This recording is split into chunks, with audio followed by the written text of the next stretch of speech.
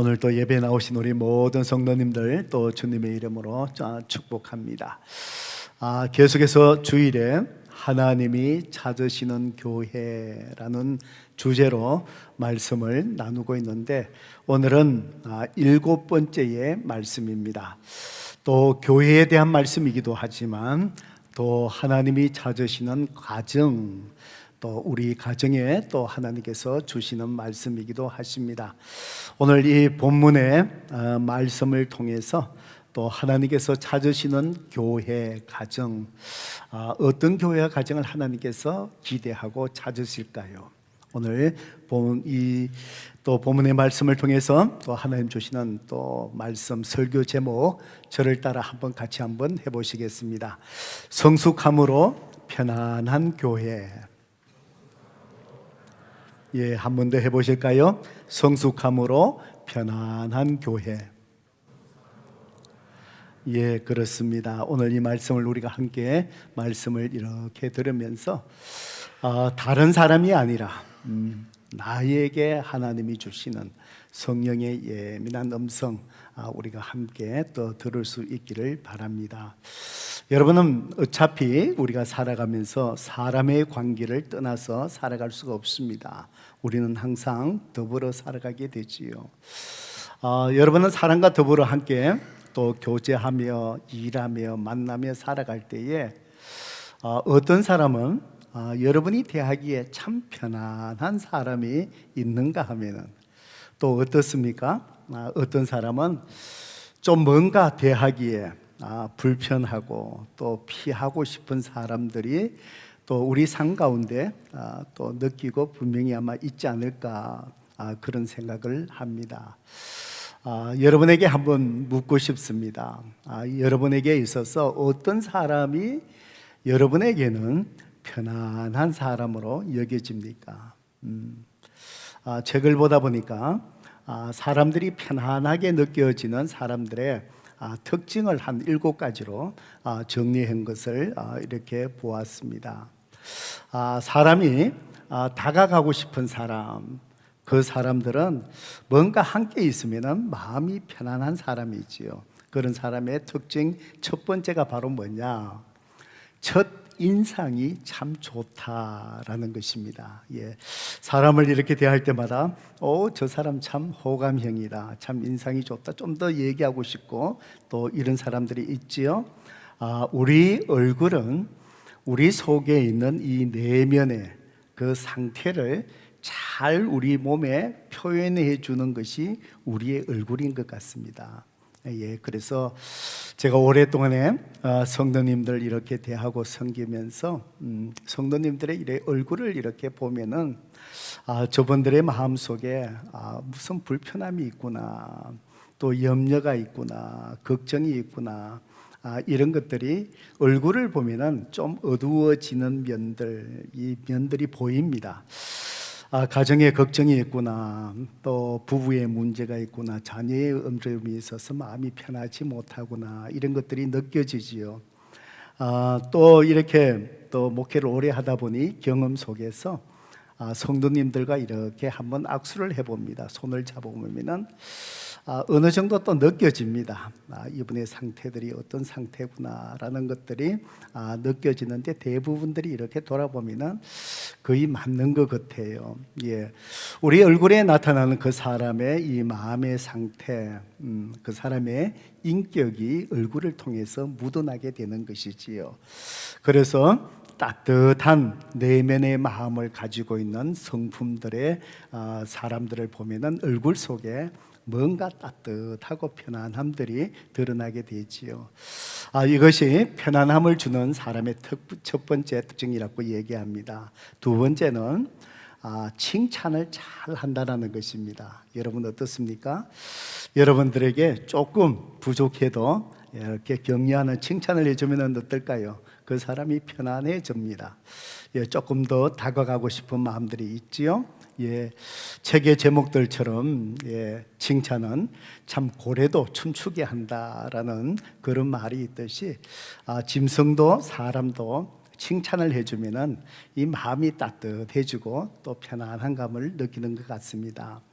세 번째로 또 사람들에게 다가가고 싶은 마음을 주시는 그 사람의 특징은 친밀감을 잘 형성한다 이것이지요.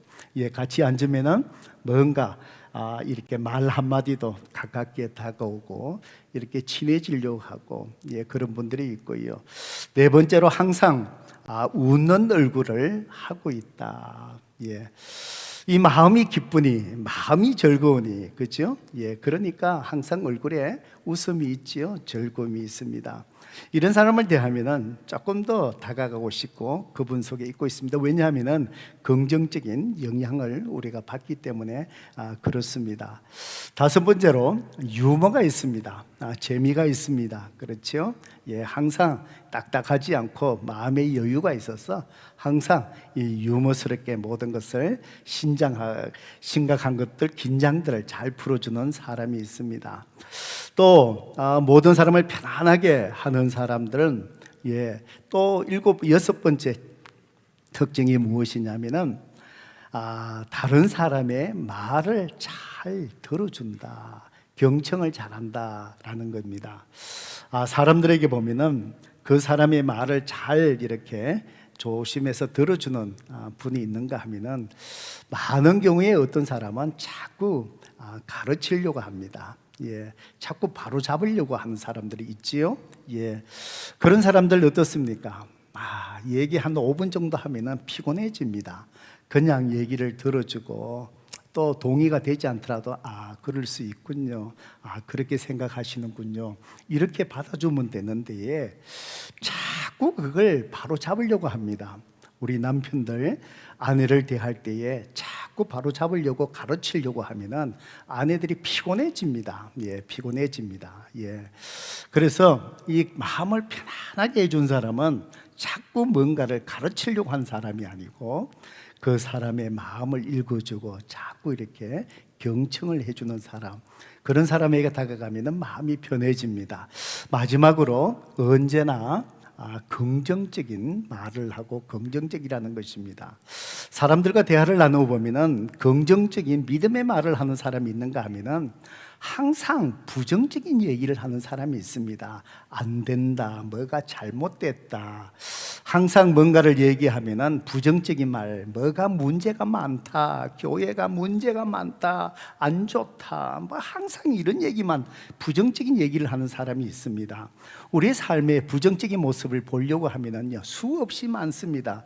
그렇게 하는 사람도 바라보면서 부정적인 것을 찾으면은 오히려 더 많습니다.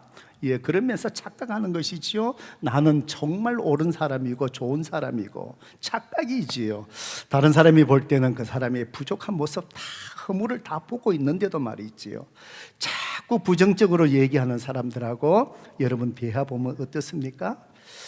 참 힘듭니다. 5분을 말을 쓰기가 참 어렵습니다. 편안하지 않습니다. 그렇지만 여러 가지 어려움들도 있고 부정적인 또 부족한 점이 있어도 항상 긍정적으로 믿음의 말을 하고 잘 될 수 있습니다. 잘 할 수 있습니다. 언젠가는 우리가 다 이게 좋아질 수 있습니다. 이런 긍정적인 말, 믿음의 말을 하는 사람들은 사람을 참 이렇게 편하게 하는 것이지요. 그래서 이런 7가지의 특징들 이거만 있겠습니까? 이렇게 묶어 보면은 결국은 무엇이냐? 사람을 편안하게 해주는 사람은 뭐지요? 그 마음속에 인격이 성품이 따뜻하다는 것입니다. 사람을 편안하게 해주는 따뜻함이 있기 때문에 그렇게 그 성품 때문에 드러나는 것이지요. 그렇다면은 성도 여러분, 편안한 교회는 어떤 교회일까요? 모든 교회가 편안한 교회는 아닙니다. 가보면은 좀가 뭔가 불편한 교회가 있지요. 편안한 교회는 어떤 교회일까요? 편안한 가정은 어떤 가정일까요? 여러분의 가정으로 들어갔을 때에 가족들이 편안함을 느낄까요? 여러분의 자녀들이 부모 집에 오면은 부모와 있으면은 편안한 마음을 느낄까요? 부모의 가정을 찾아오고 싶어 할까요? 편안한 교회, 편안한 가정, 바로 무엇이 우리를 편안하게 할까요? 교회와 가정을. 그것은 사람입니다. 교회는 믿음의 공동체, 믿음의 사람들이 모여있는 공동체지요. 가정은 또 가족이 모여있는 공동체지요. 결국 편안함이라는 것은 교회를 이루는 성도들, 저를 포함해서 여러분 한 사람 한 사람이 편안한 사람을 편안하게 해주는 사람이 성도가 되면 되는 것이지요. 가정도 마찬가지입니다. 부모로서 자녀로서 편안함이 있어야 되지요. 그 편안함이 바로 뭘까요? 우리가 앞에서 얘기한 것처럼 그 사람의 바로 무엇입니까? 성품, 성숙한 성품을 이야기합니다. 바로 그 성숙한 성품은 예수님을 닮은 사람, 예수님을 닮은 성품, 이런 성숙한 성품, 성숙함이 많이 이렇게 성숙한 교인들이 많이 있으면은 그 교회가 누가 와도 들어가면은 편안해집니다. 예. 성숙함이 있는 가족들, 부모들, 그 속에서 자녀들은요, 편안함을 또 이렇게 누리게 되는 것이지요. 그렇습니다. 성도 여러분, 우리 플라만드 교회가 여러분 한 사람 한 사람이 정말 주님을 닮아가는 성숙한 인격으로 잘 다듬어져서, 예, 정말 여러분을 통해서 가정이 편안함을 누리고 성숙한 여러분을 통해서, 예, 이 교회에 찾아오는 모든 사람들, 앞으로 수많은 사람들이 이 교회 안에서 편안함을 느끼는 그런 우리 플라만드 교회로 세워갈 수 있기를 주님의 이름으로 축복합니다. 그리고 부탁합니다. 그리고 여러분의 가정도 마찬가지입니다. 모든 가족이 편안함을 누릴 수 있는 주님을 닮아가는 인격의 성품의 성숙함, 그런 가정을 이루어갈 수 있기를 또한 주님의 이름으로 축복합니다. 자, 그렇게 살고 싶지요? 그런 교회 우리가 세워가고 싶지요? 그런 가정을 세워가고 싶지요? 잘 안 되지요. 그렇죠? 참 이게 우리의 딜레마입니다. 우리가 어떻게 편안한 성숙함으로 편안한 교회의 가정을 우리가 잘 세워갈 수 있을까요? 오늘 우리가 잘 읽었던 이 본문의 말씀이 우리에게 말씀해 줍니다. 결론적으로 얘기하면은 성숙함으로 편안해질 수 있으려면은 성도 여러분, 내 자아를 죽이셔야 합니다. 내 자아를 죽이셔야 합니다.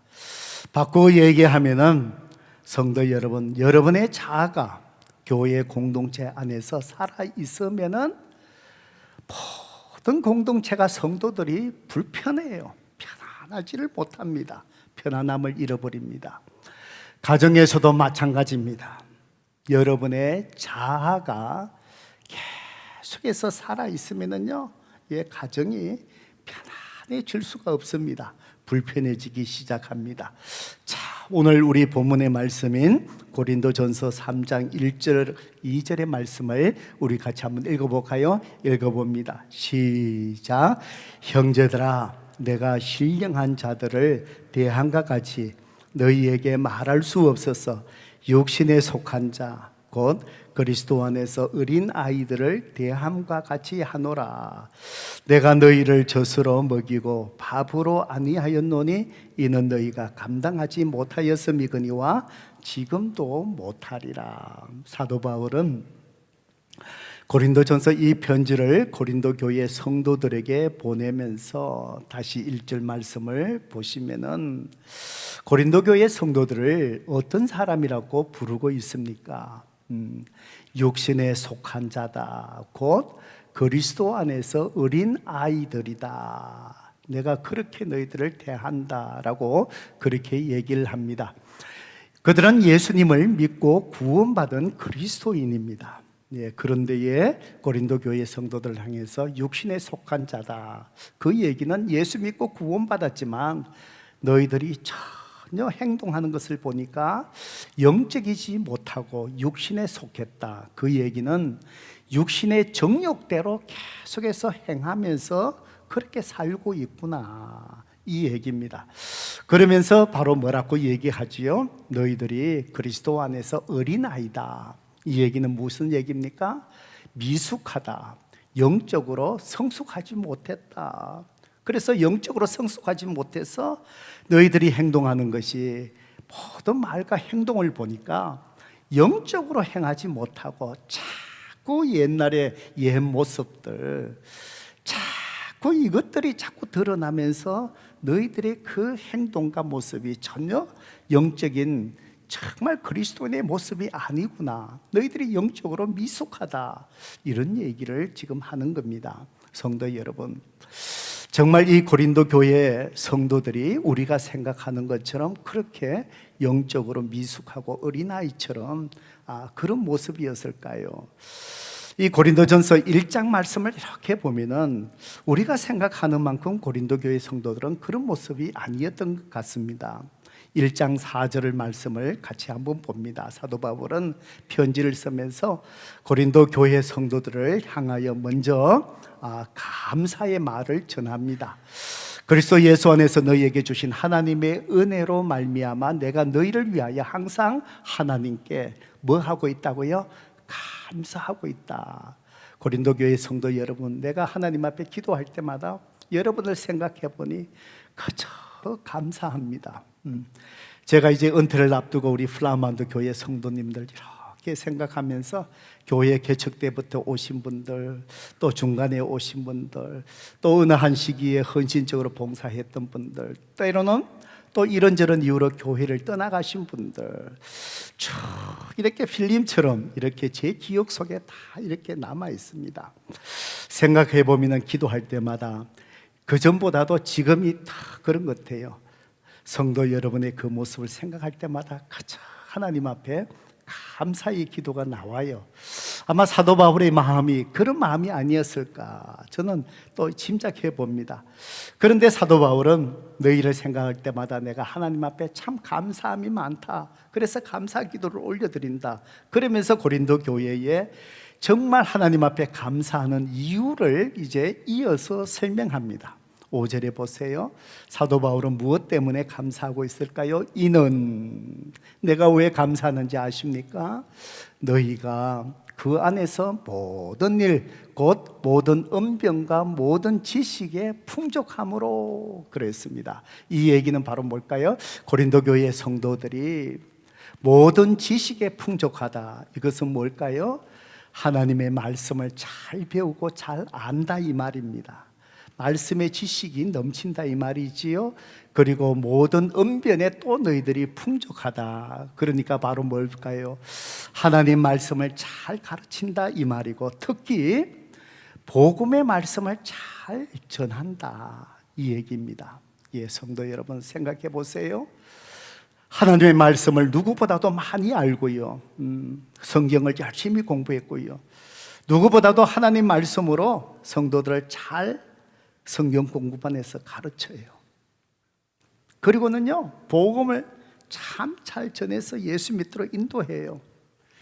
이 정도면 어떻습니까? 우리가 보통 얘기할 때 좋은 그리스도인이라고 얘기하잖아요, 그렇죠?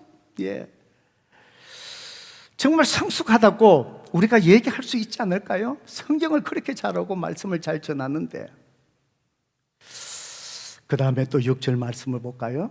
또 사도 바울이 감사하는 것은 뭘까요? 고린도 교회 성도들이 그리스도의 증거가 너희 중에 견고하게 되어 있구나. 그 얘기는 바로 뭘까요? 예수님을 구세주로 주인으로 영접하고 그 믿음이 아직도 고린도 교회 성도들의 삶 속에 견고하게 세워져 있구나. 그러니까 구원의 확신이 있는 거예요. 그 믿음 속에서 믿음으로 살아가는 거예요. 성도 여러분, 힘들고 어려울 때마다 굳건히 그 자리를 지키면서 정말 그 내 믿음을 지켜나가는 성도들을 보면 어떻습니까? 존경스럽지 않습니까?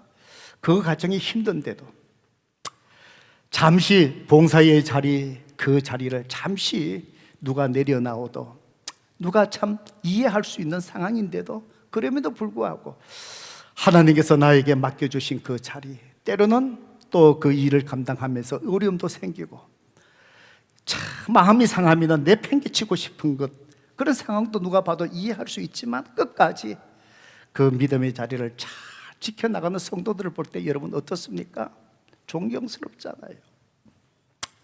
자, 정말 좋은 그리스도인이구나, 참 성숙하구나, 이 얘기를 우리가 충분히 할 수 있잖아요. 고린도 교회 성도들이 그렇습니다. 그리고 또 7절을 보셔요. 7절에 보면은 너희가 모든 은사에 부족함이 없이 우리 주 예수 그리스도의 나타나심을 기다립니다. 그래서 고린도 교회 성도들은요, 하나님이 주신 은사, 여러 가지 교회를 섬길 수 있는 그 은사를 갖고요, 열심히 봉사를 해요.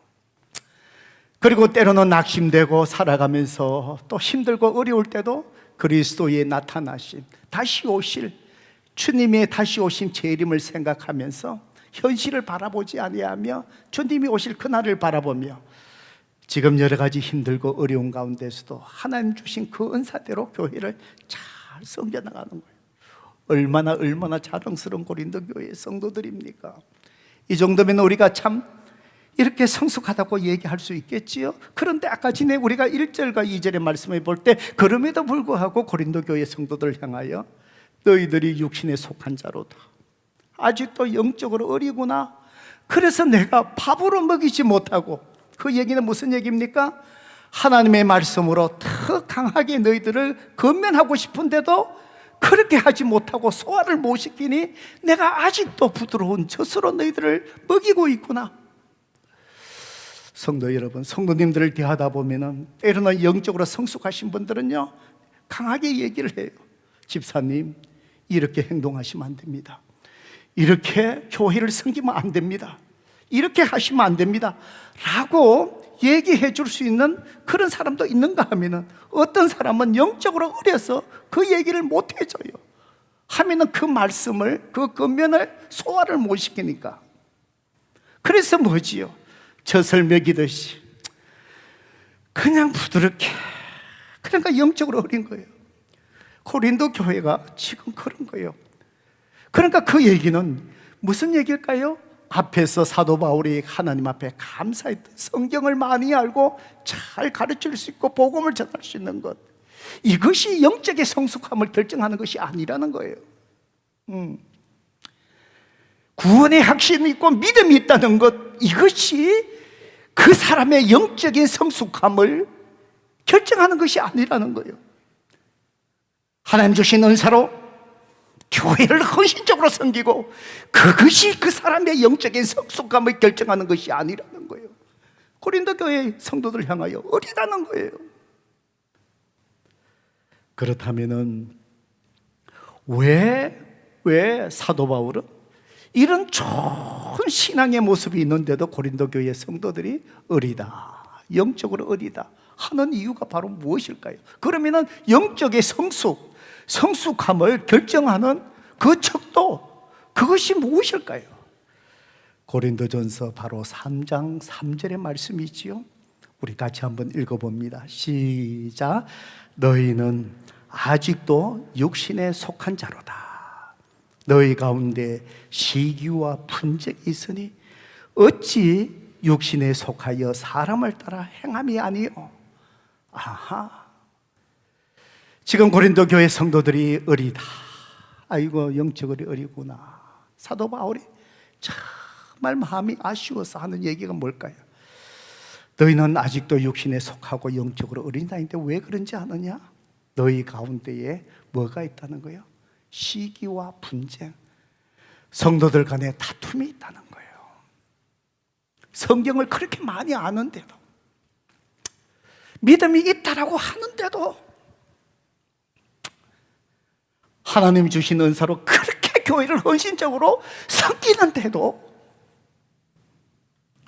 너희들이 교회 안에서 다투고 있구나.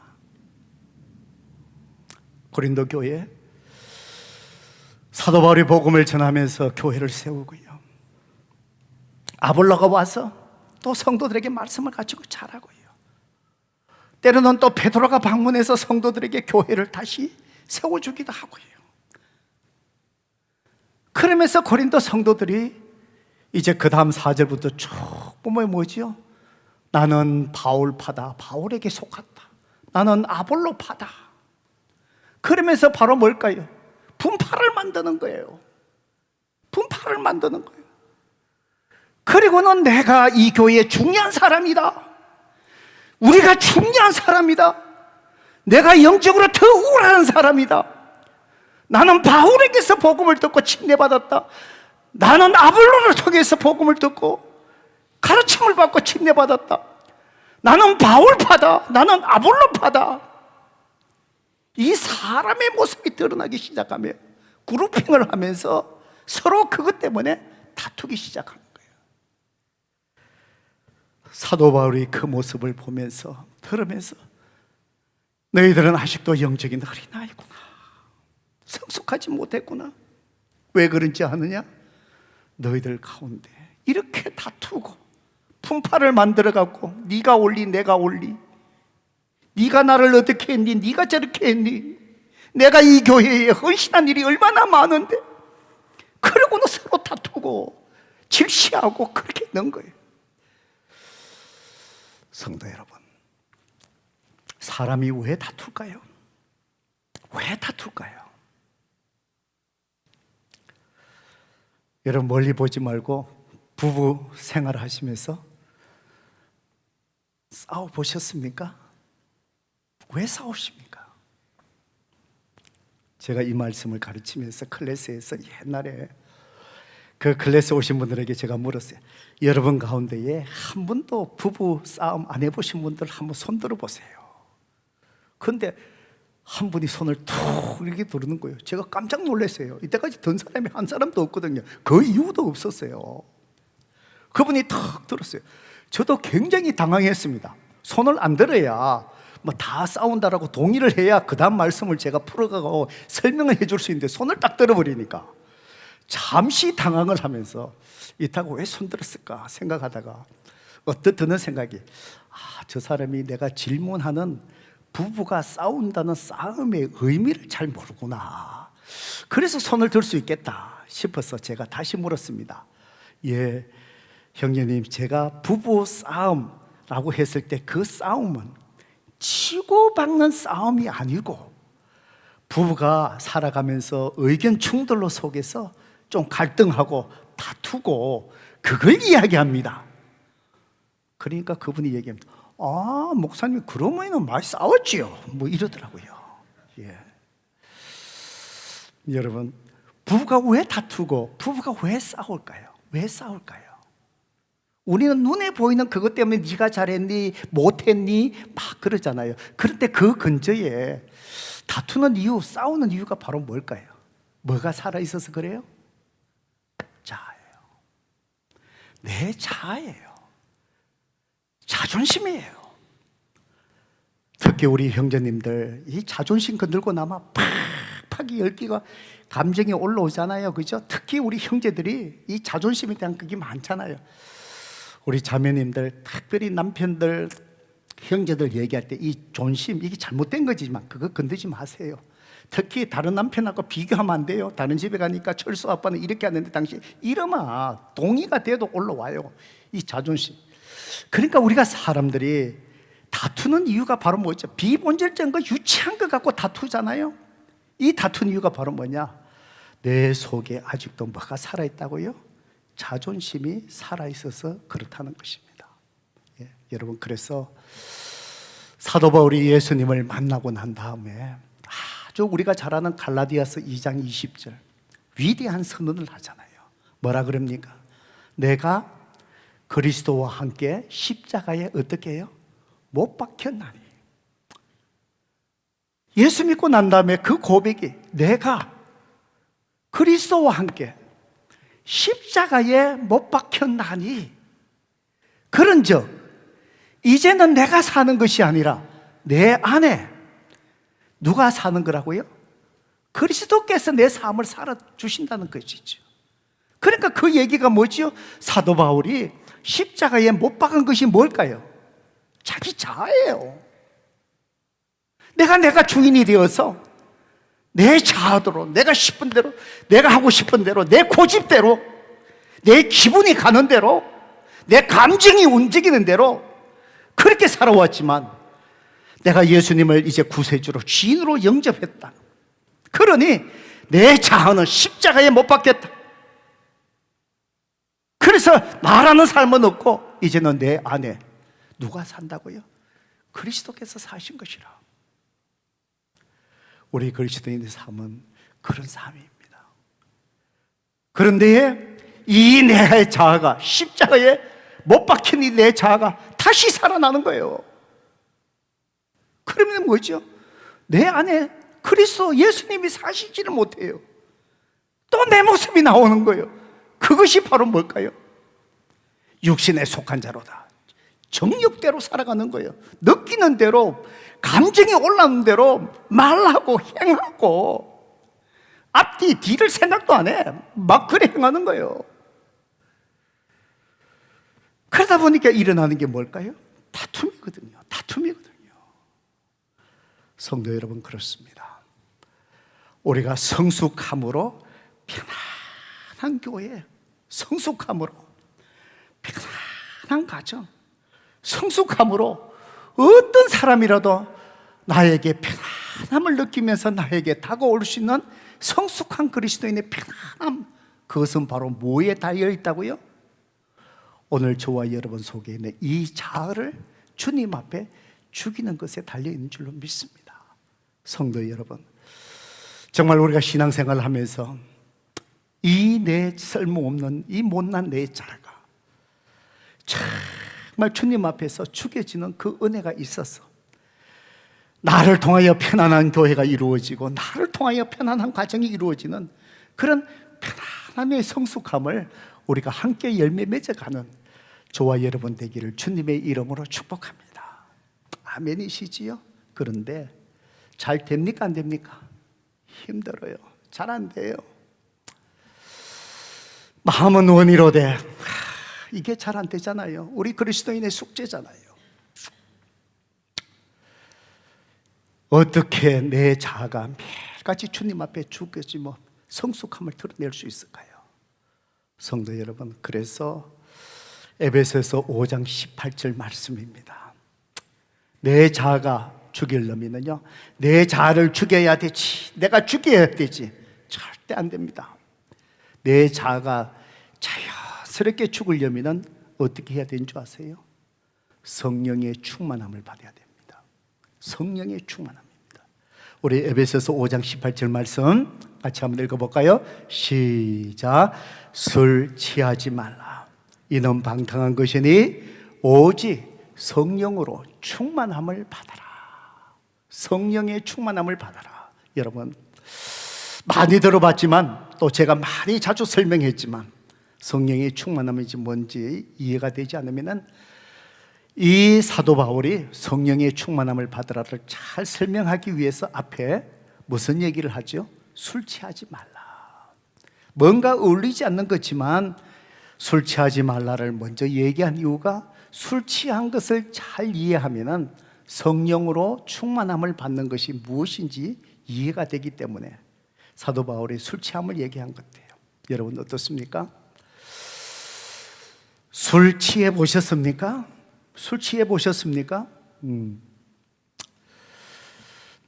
술 취해 보신 분들은 이해가 빠를 겁니다. 예, 그렇다고 오늘 가서 한번 술 마셔보자 뭐 이러시면 안 되고요. 예, 그럴 필요까지는 없고 술 취한 사람을 한번 생각해 보세요. 여러분, 그 사람이 술이 취하기 전에 맨정신에 있을 때 그 사람하고 술 취했을 때 그 사람하고 동일한 사람인데 그 모습이 같습니까? 다릅니까? 달라요. 다릅니다. 술을 마시고 나면은 공통적으로 사람들이 어떻습니까? 즐거워져요. 기뻐요. 현실의 삶이 막 힘들어서 그래서 술을 마시잖아요. 술을 마셨습니다. 즐거워요. 요즘은 그런 문화가 없지만은 제가 이렇게 청년 시절에 이렇게 그 시절 이렇게 보면은요, 한국 문화 속에서 술을 마시면은요, 왕대포집 그 근처를 가보면은 술 마신 사람들이 항상 마시고 조금만 마시고 한 잔 두 잔 돌고 나면은 그 다음에 그 분위기가 어떻습니까? 젓가락 들고 판 뜯으면서 얼마나 즐거운지 노래 소리가 막 이렇게 나지요. 요즘은 그 문화가 어디로 바뀌어 버렸습니까? 노래방으로 바뀌어진 것 같아요. 노래방에 가서 이제 뭘 하신 것 같아요. 그러니까 술 취한 사람은요, 즐거워집니다. 그리고는 술 취하고 나면은 담대해져요. 평소에 하지 못했던 말을 한 잔 마시고는 그냥 해요. 그러니까 막 얘기합니다. 그리고는 술 취하고 나면은 공통적인 사람의 마음이 어때요? 아주 관대해져요. 예. 그리고는 술 마시고 취하고 나면은 2차 내가 쏠게. 그리고는 그 다음날 집에 가고 자기 아내인데 무릎 꿇잖아요. 돈 함부로 썼다고. 그러니까 이 마음이 관대해지는 거예요. 자, 보세요. 술 취하기 전에 하고 술 취한 후에 그 사람의 모습은 완전히 달라요. 달라진 이유가 바로 뭘까요? 뭐의 힘입니까? 술의 힘입니다. 술의 힘입니다. 알코올이 들어가니까 이 술이 그 사람의 마음과 생각과 모든 것을 지배하기 시작합니다. 그러니 바로 뭐죠? 사람이 달라집니다. 즐거워지고요, 담대해지고요, 관대해지고요. 그리고는 술 깨면 어떻게 됩니까? 자기의 모습으로 그냥 이렇게 들어가지요. 여러분, 술 취하지 마라 이는 방탕한 것이니 성령으로 충만함을 받으라. 이 얘기가 바로 뭐죠? 성령의 충만함이 이와 같다는 겁니다. 여러분이 예수님을 구세주로 또 주인으로 영접하고 모셔드렸을 때 어떤 일이 일어납니까? 성령 하나님이 여러분 마음속에 오셔서 영원히 내주하십니다. 믿으시면 아멘 하십시다. 여러분 속에 성령님이 계셔요. 인치셨다. 네가 구원받은 자다. 하나님의 자녀가 되었다. 도장을 꽉 찍고 보증하듯이 성령님이 우리 안에 내주하시면서 증거하시는 거예요. 이 안에 계셔요. 이제 중요한 것은 바로 뭘까요? 술이 취한 사람이 술이 그 사람의 마음을 다스리듯이 이제는 바로 뭐지요? 성령으로 충만함을 받는다는 얘기는 무슨 얘기입니까? 성령님이 내 마음과 생각과 모든 것을 성령 충만은 지배의 개념이에요. 나를 다스리게 하는 거예요. 그게 성령 충만한 상태예요. 그러니까 술 취한 사람이 술이 그 사람을 다스리니 사람을 변화된 것처럼 내 안에 계시는 성령님이 나를 다스리고 지배하시니 내 삶이 달라질까요? 안 달라질까요? 달라지는 거예요. 어떻게 달라질까요? 그래서 에베소서 5장 그 다음 절 19절, 20절, 21절에 성령 충만하게 될 때 우리의 삶이 어떻게 달라진지 성경이 기록하고 있어요. 19절 말씀해 보세요. 같이 읽어볼까요? 시작. 시와 찬송과 신령한 노래들로 서로 화답하며 너희 마음으로 주께 노래하며 찬송하며. 어떤 상태예요? 자기 자신에게 있어서 어떤 상태예요? 즐거운 거예요. 기쁜 거예요. 그저 찬송이 막 넘쳐나와요. 그저 기뻐요. 그런데 지금 내 삶 속에 모든 상황이 바뀌었느냐? 아니에요. 여전히 고민거리가 있고 걱정거리가 있고 여전히 내 삶의 아픔이 그대로 있어요. 그래서 사람들이 술을 마시고 나면은 그 순간 술이 취하고 나면은 뭐지요? 그거 잊어버리고 어떻게 즐거워지고 기뻐하는 것처럼 내가 성령으로 충만해지면은 성령님이 나를 다스리고 나면은 여전히 나에게 힘든 일이 그대로 있는데 내 삶은 어때요? 내 삶은 어때요? 기뻐요. 즐거워요. 여러분들 그런 성도님들 본 적이 있습니까? 예, 많지요. 저분의 삶을 보면은 정말 힘든데도 기뻐요. 어떻게 저렇게 기뻐할 수 있을까? 저 비밀이 뭘까? 성령이 충만해지기 때문입니다. 그리고요, 하나님과의 관계 속에서 성령 충만하면 변화가 일어나요. 그 다음 절이죠, 20절. 범사에 우리 주 예수 그리스도 이름으로 항상 아버지 하나님께 뭐 하죠? 감사가 있어요. 비즈니스가 잘 안 됐는데도 우울한데도 성령으로 충만합니다. 감사해요.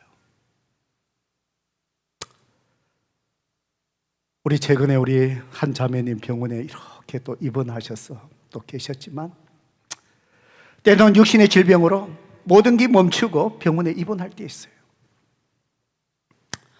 성령으로 충만하면은요, 그 상태에서 어떤지 아세요? 범사에 항상 아버지 앞에 하나님 감사합니다. 내가 쉼없이 이렇게 참 힘들게 달려왔는데 하나님이 또 이 질병을 통해서도 나를 강제적으로 쉬게 해주시네요. 하나님 감사합니다. 감사합니다. 성령 충만합니다. 이걸 세상 사람들이 어떻게 이해할 수 있을까요? 안 아파야 감사한 거잖아요. 병원에 입원하지 않아야 감사한 거잖아요. 비즈니스가 잘 돼야 감사한 거잖아요. 그런데 성령 충만해지면은요, 성령님이 내 마음을 지배하고 다스리면은요, 그 상황에 관계없이 그 힘든 상황도 감사한 거예요. 감사의 이유가 생겨요. 감사합니다. 감사합니다. 이것이 그리스도인의 축복이에요. 21절 보세요.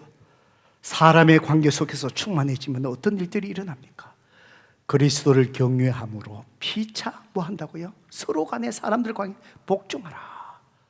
여러분, 이 복종이란 단어가 번역이 너무 강합니까? 그 의미와 비슷한 그 의미가 뭔지 아세요? 존경입니다. 존경. 사람을 존경하고 존중히 여기는 거예요. 성령 충만해지면은요, 누구라도 존중히 여겨요. 그래서 그 밑에 쭉 내려가면 사람의 관계를 쭉 에베소서 말씀이 얘기하고 있어요. 누구의 관계 나오죠? 아내들이여 남편에게 복종하세요. 순종하세요. 성도 여러분, 허물 많고 흠이 많은 여러분의 남편에게 순종하기가 쉽습니까? 어렵잖아요. 순종할 짓을 해야 하지. 그런데요, 성령 충만해지면 하나님이 내 남편을 가정의 머리로 세워주셨는데, 주님 제가 순종하겠습니다. 이래도 저래도 기쁜 마음으로 알겠습니다. 그렇게 하지요. 성령 충만. 남편들이요, 아내 사랑하기를 그리스도께서 교회를 위하여 자신을 주신 것처럼 그렇게 사랑하세요. 그리스도께서 교회를 자신을 주신 것, 뭘 얘기하죠? 십자가에 죽으신 거예요. 그 얘기는 뭐지요? 남편들이요, 아내를 사랑할 때 죽으세요. 쉽지 않지요. 쉽지 않지요. 그렇지만 성령 충만해지면은요, 꼭 죽어야 죽는 것이 아니라 가정 속에서 못마땅해도 아내가 얘기하면, 그래 여보, 당신 좋은 대로 하셔. 부족해도 잘했어. 음식이 별로 간이 안 맞아도 아이고 애썼네, 참 잘했어, 조화롭구만, 참 잘했어. 성령 충만하면은요, 이 관계가 부드러워지는 거예요. 6장에 오면 얘기합니다. 부모들이요, 자녀들을 노엽게 하지 마세요. 권위를 함부로 사용해서 자녀들을 그렇게 힘들게 하지 마세요. 자녀들이요, 부모를 공경하세요. 성도들이요, 밖에서 일할 때에 직장에서 상전에게 죽게 하듯이 하세요. 성실하게 하세요. 나태하지 않게 하세요. 게으름 피우지 마세요. 주님께 하듯이 성실하게 하세요. 그것이 어떤 상태였어요? 성령으로 충만해지면. 여러분, 성령 충만을 받으라라는 이 받으라는 단어가 헬라어에 한국어와 영어에 없는 시제예요. 반복 시제예요. 성령 충만할 때도 있고 안 할 때도 있다. 그래서 계속해서 성령 충만, 술이 깨버리면 돌아가는 것처럼 성령 충만하지 않으면 내 자아가 또 살아나는 거예요. 그래서 계속해서 성령 충만하세요. 성도 여러분, 계속해서 성령 충만하려면 어떻게 해야 될까요? 디모데전서 4장 7절 말씀 우리 같이 읽어봅니다. 시작. 망령되고 허탄한 신화를 버리고 경건에 이르도록 네 자신을 연단하라. 뭐죠? 경건의 훈련입니다. 매일같이 성경 읽어야 된다 통독하는 이유가 여기에 있어요. 때로는 성경을 필사하신 분이 계세요. 새벽기도 나오세요. 큐티하세요. 때로는 금식하세요. 경건의 훈련이에요. 여러분, 예수 믿기 전에 모든 사람에게 우리 마음속에 뭐가 있는 줄 아세요? 육신의 마음이 있어요. 그게 죄성이에요. 육신의 마음은요, 계속해서 정욕대로 세상을 향해서 갑니다. 내가 하고 싶은 대로 감정에 따라 움직입니다. 예수 믿고 나면은 우리 마음속에 영적인 본성이 회복돼요. 이 마음은 어떤 마음일까요? 하나님의 기쁨을 위해서 살아가고자 하는 마음이 있어요. 그래서 예수 믿고 나면 이 두 마음이 부딪혀요. 내가 하나님의 기쁨으로 이렇게 하고 싶은데 내 마음은 자꾸 육신으로 가요. 그래서 로마서 7장에 보면은 사도 바울이 갈등하면서 그러잖아요. 내가 이렇게 하나님을 위해 살아가는데 내가 또 이렇게 죄를 짓구나. 오호라 공고한 자라, 내가 이 사망의 늪에서 누가 나를 건져주리요. 이게 그리스도인의 현실이에요.